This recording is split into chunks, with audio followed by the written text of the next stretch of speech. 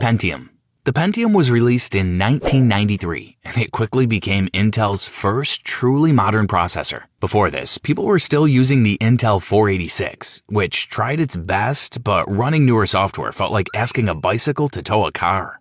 Intel built the Pentium because software in the early 90s was becoming more demanding, especially with the rise of early 3D games and heavier office programs. So they introduced a new superscalar design that finally let the CPU handle multiple instructions at once.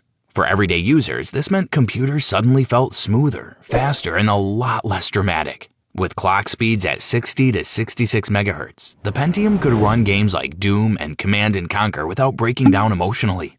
It became extremely popular among home users, office workers, students, and especially early PC gamers who finally felt like their computer wasn't constantly fighting for its life.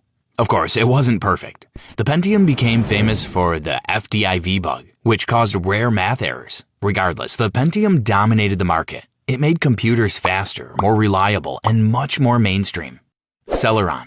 Celeron launched back in 1998 when Intel realized that not everyone wanted to spend half their savings just to buy a computer. So on April 15th, they introduced a more affordable option built on the Pentium 2 architecture but trimmed down with a smaller 128 kilobyte L2 cache and a 66 MHz bus. In simple terms, it was the Pentium 2's younger sibling that didn't get all the expensive features. Even with its cut-down specs, Celeron quickly became popular for families, students, and offices that only needed a computer for everyday tasks. Typing assignments, checking emails, browsing early websites. Celeron handled all of that without complaining. It became the processor in every school computer lab and family PC covered in stickers. Slow enough to frustrate any serious user, but cheap enough that nobody cared. And honestly, since most people were still stuck wading through dial-up screeching noises, a faster processor wouldn't have made the internet appear any sooner anyway. Of course, it wasn't meant for heavy gaming or advanced software, so anyone trying to run 3D games on a Celeron probably learned patience very quickly. But for its price, it delivered everything most homes needed, which is why it became one of the most important budget processors of the late 90s.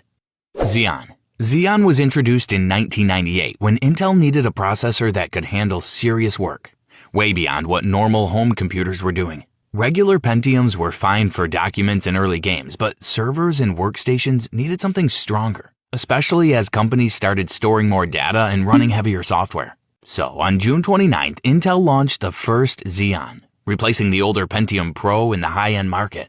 Unlike consumer CPUs, Xeon came with larger caches, support for ECC memory, and the ability to run in multi-processor systems. That meant businesses could stack multiple Xeons together in one machine,